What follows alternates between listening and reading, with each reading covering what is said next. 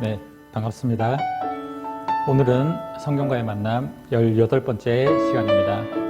우리가 하나님의 은혜를 통해서 이 성경과의 만남을 계속해서 공부하고 있는데, 조금 더 여러분들이 이 성경과의 만남을 통해서 우리 성경과의 조금 더 깊은 시간, 또한 성경이 우리에게 하시는 말씀들을 조금 더 들을 수 있는 시간들을 가지기를 원합니다. 이 공부를 통해서 더욱더 하나님의 살아계심을 더욱더 체험하면서 하나님께서 우리의 삶에 역사하신 그 일들이 얼마나 위대한지를 다시금 생각해 보는 시간이 되었으면 좋겠습니다.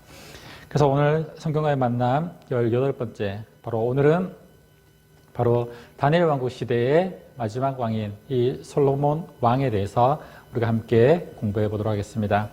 우리 성경과의 만남 먼저 공부하기 전에 계속해서 오던 지도를 생각하면서 우리 먼저 지도의 방법 다시금 복습하고 공부해 보도록 하겠습니다.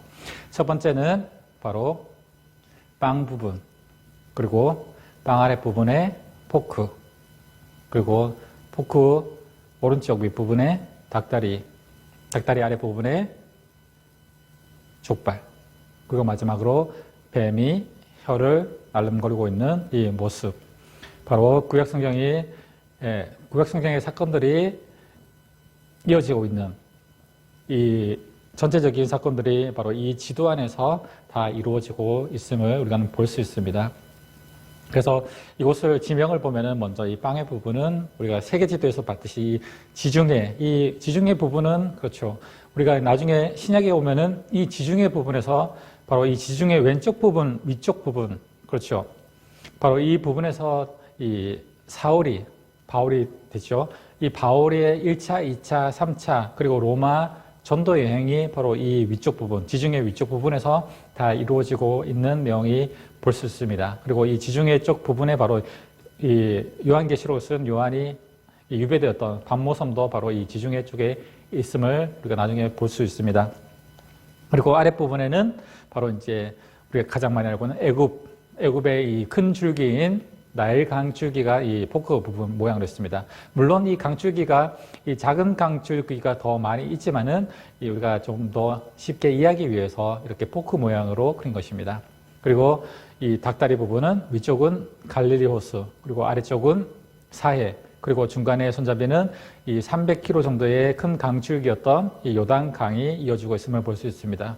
그리고 아랫부분에는 이 홍해는 바로 족발 부분이죠. 이 홍해 부분은 바로 이제 모세가 바다를 갈랐던 그 홍해가 바로 이 족발 부분이죠. 그리고 마지막 페르시아만, 그리고 유프라테스 강과 티그리스 강, 그리고 유프라테스 강과 티그리스 강 아래쪽에는 바로 이제 우리가 이 족장시대에 봤듯이 볼 수 있듯이 바로 이 아브라함의 원래 출생지였던 갈대 우르가 바로 이 유프라테스 강 아래쪽에 있음을 볼 수 있습니다. 이곳이 바로 이제 바벨론 쪽이라고 보게 되어지죠. 그래서 이 성경 구약 성경에 나오는 거의 모든 사건들은 바로 이 우리가 보고 있는 이 지도 안에서 다 이루어지고 있으니까 바로 이 지도만 우리가 기억하시면은 어느 부분에서 어떤 사건이 일어났는지 짐작으로 살펴볼 수 있을 것입니다. 그래서 계속해서 우리가 보고 있는 이 지도를 조금 더 확대해서 보면은 이 세계 지도에서 우리가 보는 지도는 바로 이런 모습으로 나오고 있습니다. 그리고 조금 더 크게 세계 지도를 보면은 바로 이곳이 바로 하나님께서 구약시대에 역사하셨던, 그리고 신약시대에도 역사하셨던 바로 이스라엘, 바로 유대민족이 살고 있는 이스라엘이 바로 이곳임을 우리는 짐작할 수 있습니다. 그렇기 때문에 우리는 이 지리를 통해서 먼저 바로 하나님의 역사하셨던 이곳이 어디인지 막연하게 보는 것보다 이 지도를 통해서 조금 더 이렇게 생각할 수 있기 때문에 바로 지도를 먼저 보는 것입니다. 오늘은 이 18번째 시간으로 이제 다니엘 왕국 시대의 이제 마지막 왕이 되는 이제 솔로몬 왕에 대해서 우리가 살펴보도록 하겠습니다. 솔로몬 왕은 이제 열왕기상 1장에서 11장까지, 그리고 역대하 1장에서 9장까지의 내용이 바로 이 솔로몬 왕에 대한 내용이 나오고 있습니다. 이스라엘 이제 다니엘 왕국 시대에 이제 전성기를 누렸던 왕이 바로 이 솔로몬 왕입니다. 솔로몬 왕은 이 부모의 신앙 덕분에 세상의 온갖 이 부유함과 모든 것을 다 누렸지만 이 결과적으로 신앙은 잘 지키지 못했다는 것이죠. 이 솔로몬 왕은 바로 이제 다윗 왕에 이어서 이 신앙의 2대죠. 요즘 말로 조금 약간 비유적으로 말한다면 이 모태신앙. 그렇죠. 이 모태신앙이 물론 신앙은 잘 지키지만 가끔씩 이런 솔로몬과 같은 이런 모습들도 보일 때도 있다는 것이죠.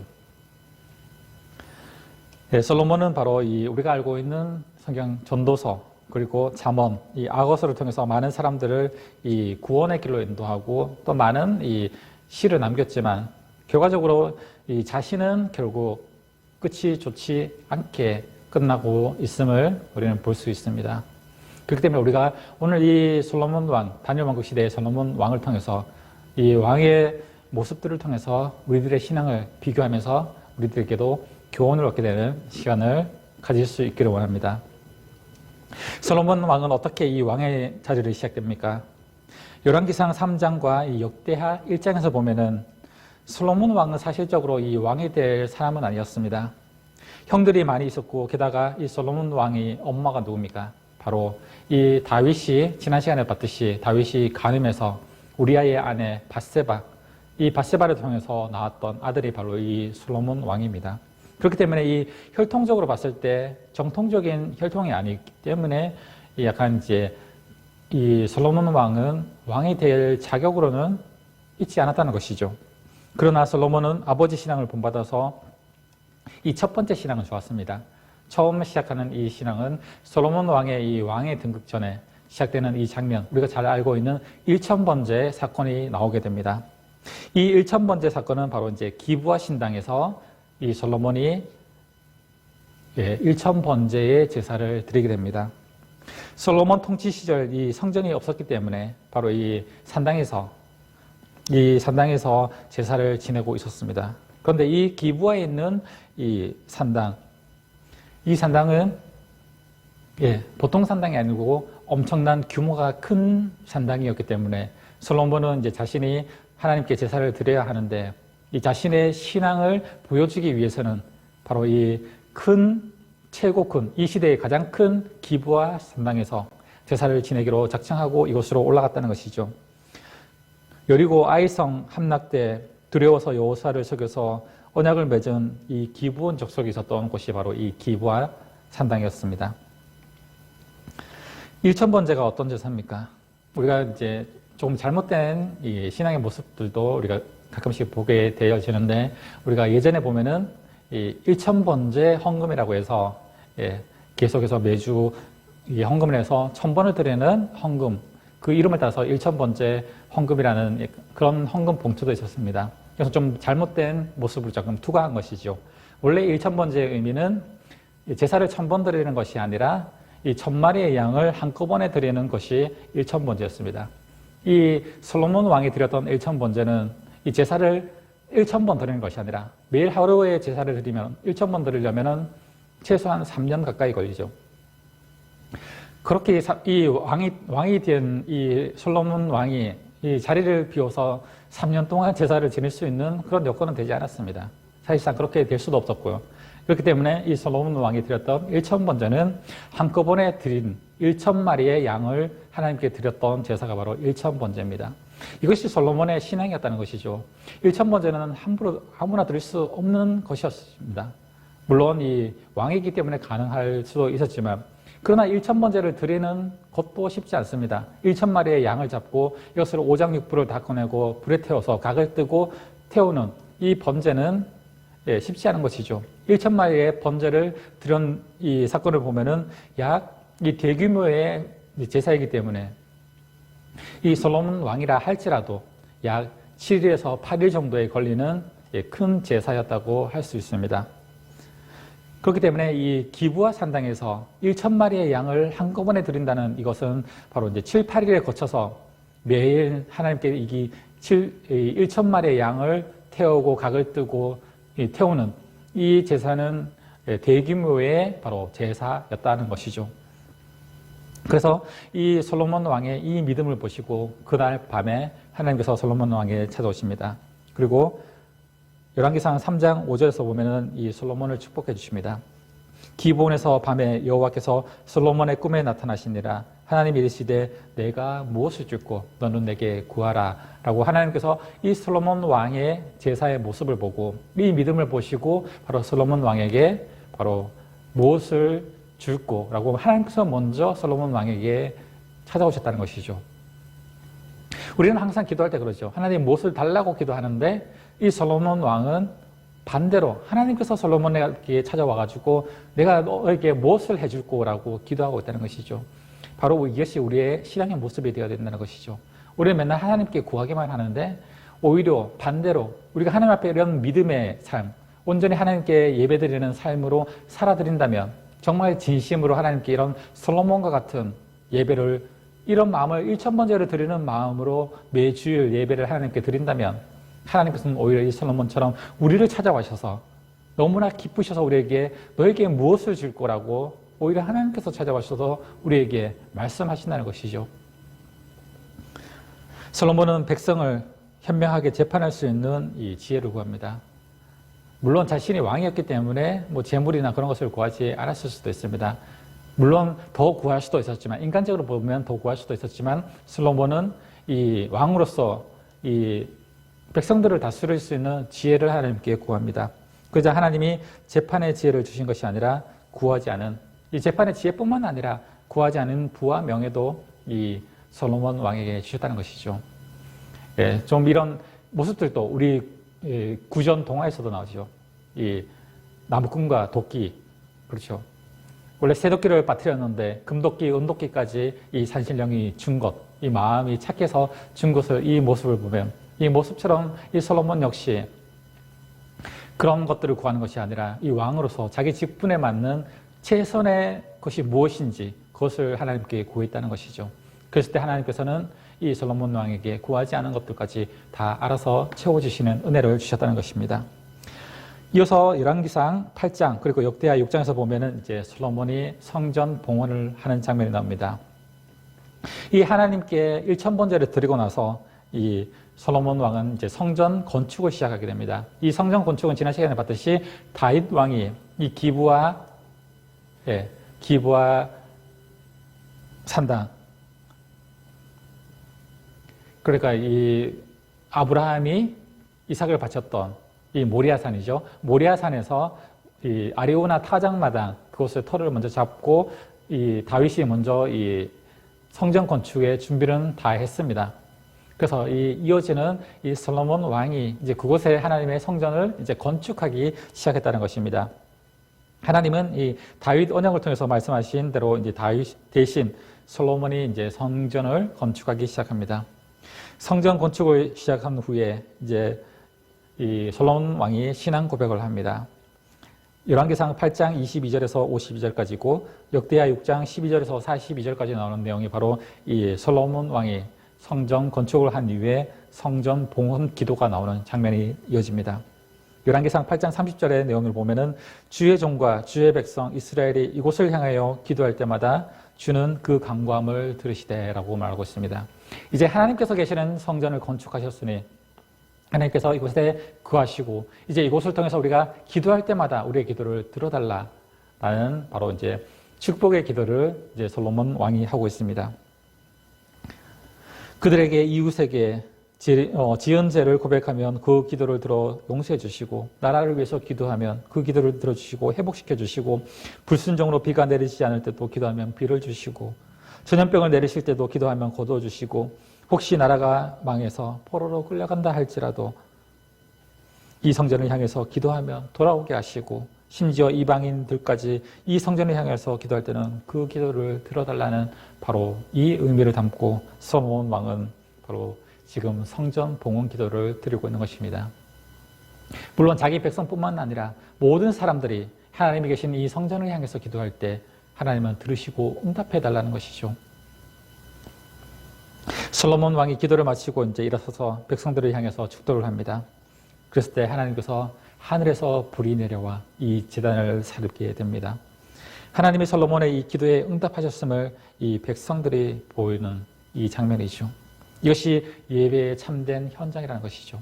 하나님께 기도하고 예배를 드릴 때 하늘에서 불이 내려서 이 번제를 살랐던 것처럼 우리가 예배하고 기도할 때 하나님의 성령님이 우리에게 임하셔서 우리의 마음에 충만하게 성령님의 불이 일어나는 그런 장면, 지금 이런 장면이 바로 우리의 참된 예배의 장면, 본보기의 장면이 아닐까 생각되어집니다.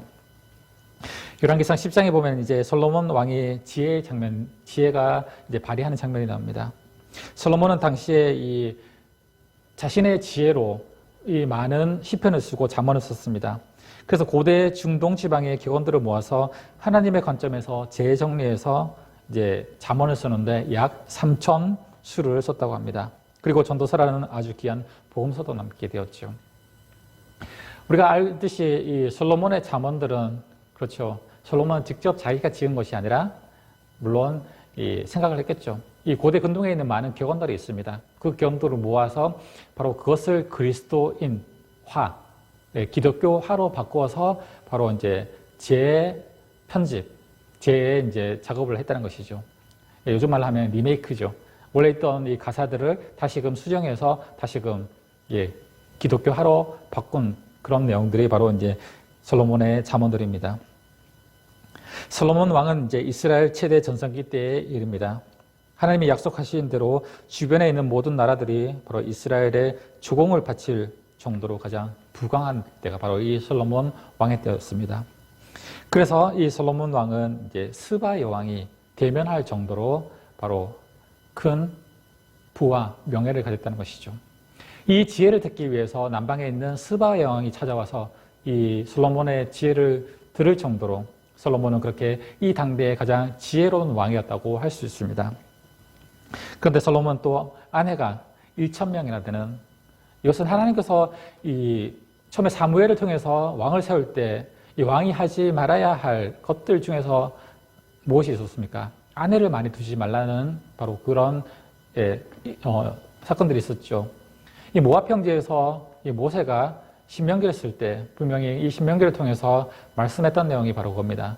왕이 될 자는 아내가 많지 않아야 된다고 말씀하셨음에도 불구하고 이 솔로몬은 많은 아내를 두었습니다. 그래서 그럼에도 불구하고 솔로몬은 이 인생이 마지막이 좋지 않았죠. 그래서 솔로몬의 이 인생의 결론을 우리는 무엇이라고 합니까? 이 전도서에 나오죠. 전도서의 결론과 마찬가지죠. 전도서 1장 2절에 보면은 헛되고 헛되니 모든 것이 헛되다라고 말씀하고 있습니다. 바로 솔로몬은 그렇게 많은 아내와 부와 명예를 다 누렸지만 그 인생이 다 헛된 것이라고 결과적으로는 그렇게 말하고 있습니다.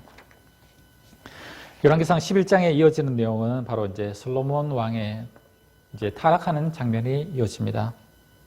솔로몬은 젊었을 때 하나님을 경외하고 잠언, 전도서, 아가서와 같은 많은 이 성경을 쓰게 됩니다. 그럼에도 하나님은 이 솔로몬의 끝이 좋지 않았기 때문에 결과적으로 또 솔로몬을 버리게 된다는 것이죠. 이 첫 번째 왕인 사울 왕 역시 물론 처음에는 그렇지만 끝이 좋지 않았습니다. 다윗도 물론 범죄를 저질렀지만 그 즉시 회개하는 그것 때문에 하나님께서 사랑을 하셨는데 이 아들 솔로몬 역시 사울처럼 처음에는 하나님께 신실했지만 끝은 좋지 않았습니다. 그래서 하나님은 끝내 이 솔로몬을 떠나고 맙니다. 그렇다면 솔로몬이 왜 타락을 했을까요? 열왕기상 11장 3절에 보면은 솔로몬은 후궁이 700명이고 첩이 300명이라고 나오고 있습니다. 그 여인들의 왕의 마음을 돌아서게 했다라고 말하고 있습니다. 물론 왕이 많은 첩과 후궁들을 거느릴 수도 있습니다. 하나님께서 그런데 이 많은 아내를 두지 말라고 하는 이유가 바로 여기에서 나온다는 것입니다. 열왕기상 12장 3절에 보면은 그의 여인들 누굽니까? 바로 솔로몬의 1000명의 후궁과 첩이죠. 그의 여인들이 왕의 마음을 돌아서게 했다라고 말하고 있습니다. 솔로몬 자기가 직접 마음이 바뀐 것이 아니라 솔로몬 왕의 1000명이나 되는 이 후궁들과 첩들이 바로 솔로몬 왕의 마음을 바꾸었다고 말씀하고 있다는 것이죠. 신명기서 17장에 보면은 이스라엘 왕들에게 여인들을 많이 두지 말라고 했던 이유가 바로 이것 때문입니다. 바로 우상 때문이라는 것이죠. 그 1000명의 후궁들과 첩이 있었다면은 그 1000명의 후궁들과 첩 중에 물론 하나님을 섬기는 사람들도 있었겠지만 많은 후궁들과 첩 중에서는 이방신을 섬기고 우상을 섬기는 후궁들이 많았다는 것입니다. 그렇기 때문에 이 후궁들 때문에 솔로몬 왕이 마음이 변했다는 것입니다. 왜냐하면은 이 후궁들이 섬기는 이 우상과 이 바알과 아세라 신도 있겠지만 또 듣도 보도 못한 많은 우상을 섬기는 또 후궁과 첩이 있었을 것입니다. 그런데 그들이 솔로몬 왕에게 무엇을 요구합니까? 우리가 섬기는 우리의 신의 신당을 만들어 주십시오. 한두 명도 아니고 1000명이나 되는 많은 후궁들이 그렇게 요구를 하니까 이 이스라엘의 지금 후궁들의 요구를 이 솔로몬이 다 들어주다 보니까 많은 이 우상들의 신당이 섬기게 되고 우상을 섬기는 또한 그런 일들이 일어났다는 것이죠. 이 후궁들 때문에 또한 솔로몬의 마음이 변화돼서 또한 이 후궁들이 또한 솔로몬에게 원하면 솔로몬이 또 그 우상을 섬기는 곳에 가서 또한 제사를 지내기도 하고 그런 일들이 일어났다는 것입니다. 그래서 신전도 만들어주고 예루살렘 이 성전 주위에 이 우상을 섬기는 많은 신전들이 가득했다라고 표현하고 있습니다. 그래서 예루살렘 성전 앞에는 어떤 것이 있었냐면은 흰돔의 골짜기에 이 암몬의 밀곰 신전도 있었습니다. 대표적인 우리가 우상이죠. 여기서 솔로몬은 자기 왕자를 불 사이로 지나가게 하는 이 일이 있었습니다. 밀곰 신전에서 드리는 제사의 방법이 무엇이었습니까? 암논 족속이 드리는 이 우상을 섬기는 밀곰 신전에 드리는 이 제사 방법은 뭐냐면 불 사이로 지나가겠다는 것입니다. 무슨 의미냐면은 살아있는 사람을 산채로 태워서 바치는 이 인신 제사를 지금 드렸다는 것입니다. 물론 이것이 이방인의 제사이기 때문에 이방인이라고 하면 상관없습니다. 그런데 솔로몬 자신도 자기의 아들을 이렇게 밀곰 신전에서 태워드리는 이 제사를 했다는 것이죠. 이것이 왜 그랬을까요? 바로 자기의 후궁들, 첩들이 만들어 놓은 이것 때문에 이 솔로몬도 거기에 동화되어서 이 우상을 섬기는 바로 이 일들을 직접 자기도 행하게 되었다는 것입니다. 열왕기상 11장 33절에 보면은 바로 이런 장면이 나옵니다. 우리가 하나님만을 온전히 섬겨야 되는 이유가 무엇입니까? 바로 우리의 삶, 살아가는 우리의 주변에 일어나는 많은 일들이 있습니다. 하나님을 믿지 않는 세상 사람들과 우리가 함께 살아가게 되면은 그들과 동화되어서 그들이 하는 말투, 그들의 문화에 적게 되고 그들이 섬기는 또한 세상의 것들을 함께 섬기게 되는 주와 보여서 그것을 우리가 함께 섬기게 되는 일들이 우리에게 일어나기 때문에 우리가 온전한 예배자로 서지 않게 되면 이 한 주간의 삶 속에서 바로 세상 사람들과 똑같이 살아갈 수밖에 없는 바로 그 이유가 바로 이것입니다. 이 솔로몬 주변에 있는 많은 이 하나님을 믿지 않는 후궁과 첩들 때문에 솔로몬의 왕의 마음이 돌아서게 되는 이것이 바로 우리들의 삶 속에서도 일어날 수 있다는 것을 기억해야 합니다. 우리들의 삶 속에 많이 믿지 않는 사람들이 있습니다.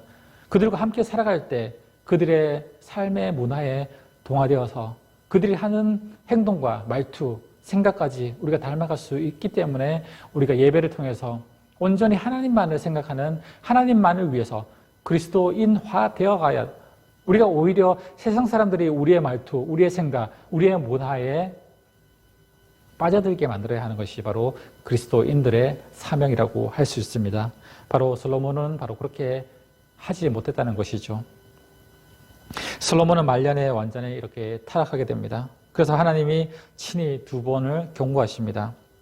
열왕기상 11장 11절에 보면은 내게 이러한 일이 있었고 또 내가 내 언약과 내가 내게 명령한 법도를 지키지 아니하였으니 내가 반드시 이 나라를 내게서 솔로몬에게서 빼앗아서 내 신하에게 주리라 라고 말씀하고 있습니다.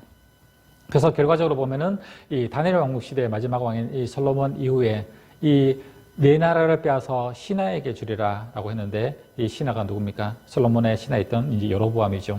그래서 이 솔로몬 왕 이후에 여로보암과 이 솔로몬의 아들인 르호보암과 이 나라가 갈라지는 사건들이 이어지게 됩니다. 선지자를 통해서 경고를 받았을 때 즉각 회개했던 이 다윗과는 달리 솔로몬은 여자들에게 둘러싸여서 하나님의 경고를 무시했다는 것입니다. 솔로몬이 이렇게 타락해도 하나님은 다윗과 언약했기 때문에 다윗의 언약을 지키기 위해서 이 솔로몬을 통해서도 계속 솔로몬 후대를 통해서 언약을 이루어 가신다는 것입니다. 사무엘하 7장 15절에 보면은 내가 내 앞에서 물러나게 한 사울에게서 내 은총을 빼앗은 것처럼 그에게서 빼앗지는 아니하리라 라고 말씀하고 있습니다. 사울은 하나님을 버렸을 때 하나님도 사울을 버렸지만 이 솔로몬은 하나님께 온전하게 믿음을 가지지 못하고 하나님을 버리려고 하는 이 상황 속에서도 하나님은 이 솔로몬 왕의 이 왕위는 빼앗지 않았다고 말씀하고 있습니다. 만약 다른 왕이었다면 이스라엘을 심판하셨을 텐데 이 다윗 언약을 통해서 하나님은 이 솔로몬을 완전히 멸망시키지는 않으시고 이제 나라를 반으로 가르십니다. 근데 그것도 솔로몬 때에는 그대로 두시고 솔로몬의 아들 르호보암 때에 이 나라가 갈라지게 됩니다. 그래서 오늘은 여기까지가 바로 이제 다니엘 왕국 시대의 마지막이 되어지는 것이죠. 그래서 이 솔로몬의 범죄를 통해서 이제 나라가 갈라지게 되는데, 그렇죠. 예, 이 솔로몬의 신하였던 여로보암이 이 이스라엘의 10지파를 데리고 북쪽으로 올라가서 나라를 세운 것이 바로 북이스라엘. 북이스라엘이라는 이제 10지파를 이제 기본으로 해서 나라를 세웁니다. 그래서 이제 남은 이 남유다, 그렇죠. 베냐민은 나중에 이제 유다에 흡수되지만 이 유다를 통해서 이제 솔로몬의 아들 르호보암을 통해서 이 남유다를 다스리게 됩니다. 그래서 이렇게 나라가 다스러지는 이제 시대가 우리가 다음 시간에 살펴볼 바로 이제 분열 왕국 시대가 시작되는데 바로 이제 솔로몬의 후대로부터 이제 남북으로 갈라지게 된다는 것이죠. 바로 하나님께서는 이 솔로몬을 통해서 솔로몬의 범죄를 통해서 이제 이스라엘을 반으로 가르시고 남쪽과 북쪽으로 나누게 된다는 것입니다. 근데 이 상황을 봤을 때 보면은 이 남유다는 너무나 초라하게 됩니다. 물론 솔로몬의 범죄를 통해서 하나님께서 치셨기 때문에 이 남은 두 지파, 결과적으로 보면 이 한 지파지만은 이 남유다를 통해서 결과적으로 하나님의 이 다윗 언약은 흘러갔지만 이 나라는 초라하게 됩니다. 이 10지파가 북쪽으로 올라간 나라는 우리가 이 남유다와는 상상할 수 없을 정도로 많은 땅을 가지고 있고 그 이제 도시국가를 형성하기 때문에 북이스라엘은 남유다에 비해서는 엄청나게 발전된 나라, 그리고 이 큰 나라, 남유다와는 비교되지 않을 정도로 큰 나라로 바로 이제 성장하게 됩니다. 우리가 이제 북이스라엘과 남유다를 이제 가르니까 이제 북이스라엘과 남유다의 이 나라가 비슷한 상황이라고 생각할 수 있는데 그렇지는 않습니다.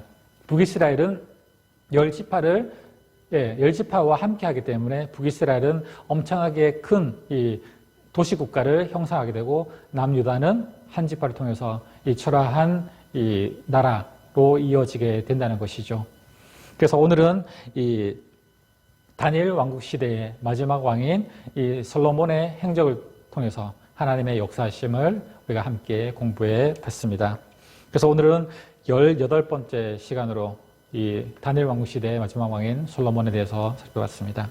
이 솔로몬을 통해서 하나님께서 역사하신 그 일들처럼 우리들에게도 이 솔로몬과 같은 이 1000번째의 믿음은 우리가 받아들이고 실천해야 하겠지만 이 솔로몬의 말년에 우상을 섬기고 이 많은 후금과 첩을 통해서 이 그들의 우상을 섬겼던 이 솔로몬의 모습은 우리가 경각심을 가지고 다시금 배제해야 되는 것을 우리가 그 교훈을 깨달았으면 좋겠습니다. 그래서 우리가 이번 한 주간을 살아갈 때도 이 하나님을 믿는 처음 하나님을 섬겼던 솔로몬의 1000번째 마음으로 하나님께 예배하고 하나님을 찬양하고 하나님을 높여드리는 그런 삶이 우리에게 있기를 소망합니다. 오늘은 이 다니엘 왕국 시대 마지막 왕인 솔로몬에 대해서 살펴봤습니다. 여러분들이 각자 또한 이 성경과의 만남 교제를 통해서 개인적으로 공부하실 때 또한 하나님의 더 큰 깨달음과 하나님의 함께하심, 또 만나주심, 하나님의 음성을 또한 듣는 귀한 시간을 가지기를 또한 소망합니다. 오늘은 여기서 성경 공부 마치도록 하겠습니다.